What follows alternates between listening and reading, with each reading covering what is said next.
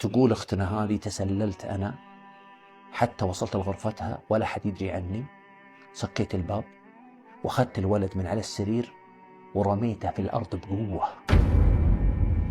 هذه وحدة أخت لنا مصرية تقول أنا تزوجت والحمد لله زوجي رجال طيب وكويس، عشت معه 4 سنوات، الله سبحانه وتعالى ما رزقني بعيال منه. أهله أمه وخواته كلموا قالوا له يا فلان يا أخي نبغى نشوف لك عيال تزوج، وفعلا أقنعوه يتزوج. علمني قال يا فلانة تراني بتزوج أنا أبي عيال.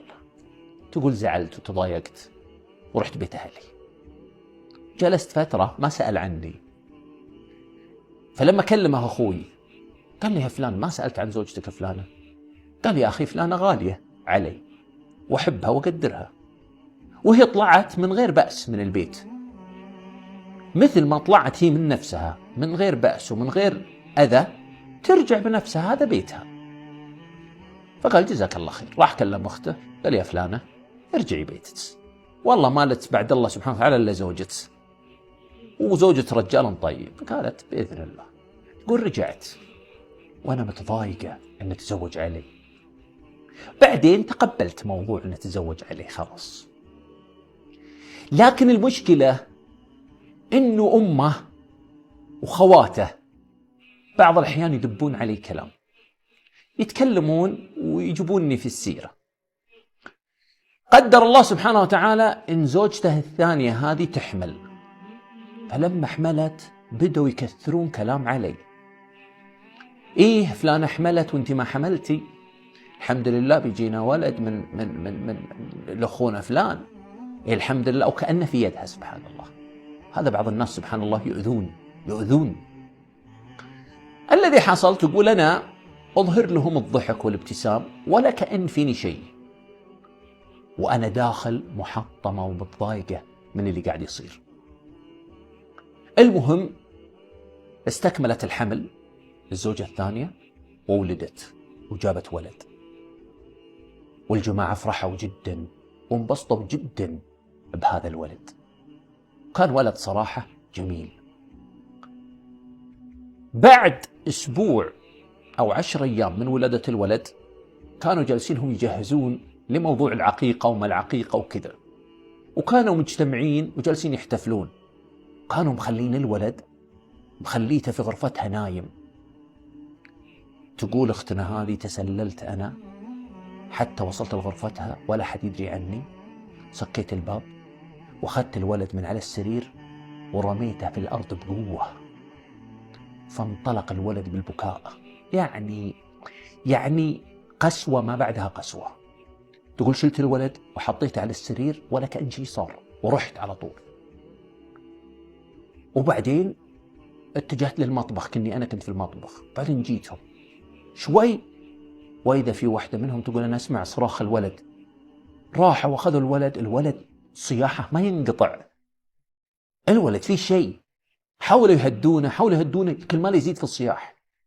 أخذوه للمستشفى، كشف عليه الدكتور ثم طلب أنه يأخذ عليه أشعة، وكانت الصدمة.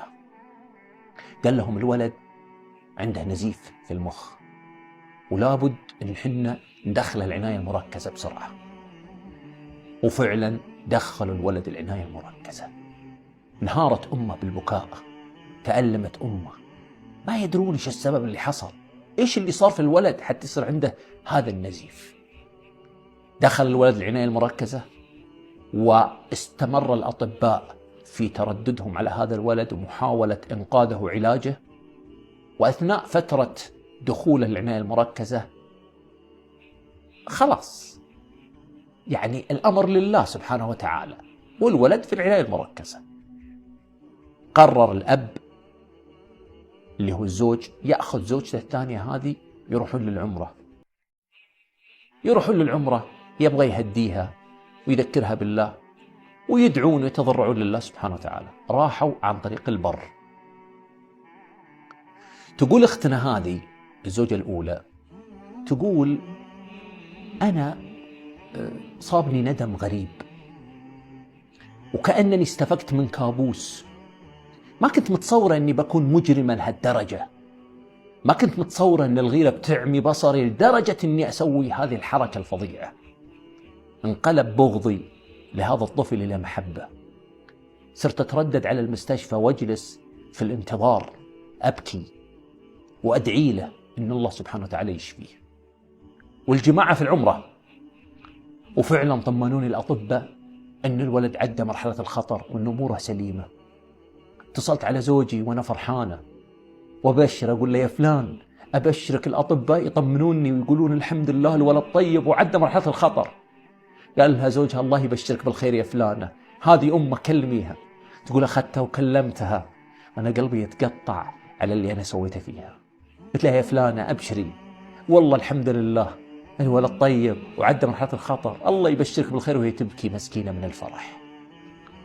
تقول ثم أخذت زوجي، قال لي زوجي بإذن الله يومين وحنا في مصر، عن طريق البر طبعا. بعد يومين تجي الأخبار إنه حصل حادث للجماعة في الطريق وهم جايين الحافلة اللي هم فيها،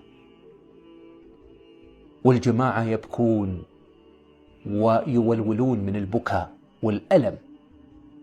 تجي الأخبار وإذا الزوج حي، لكن أم الطفل الزوجة الثانية توفت.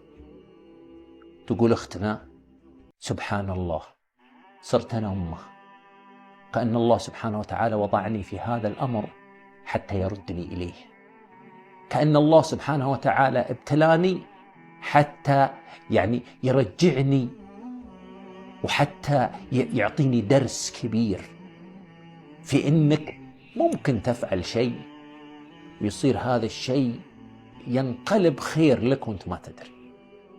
الله سبحانه وتعالى رزقني هذا الطفل وصرت أنا أمه في الحقيقة، وأنا اللي أربيه. كنت أحبه مرة، لما ماتت أمه صرت أنا أمه، صرت أحبه 10 مرات.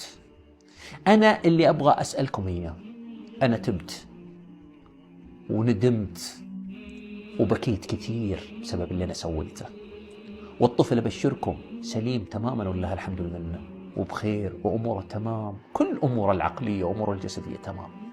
سؤالي لكم، هي تسألكم الآن، تقول أصارح زوجي وأقول له على اللي سويته؟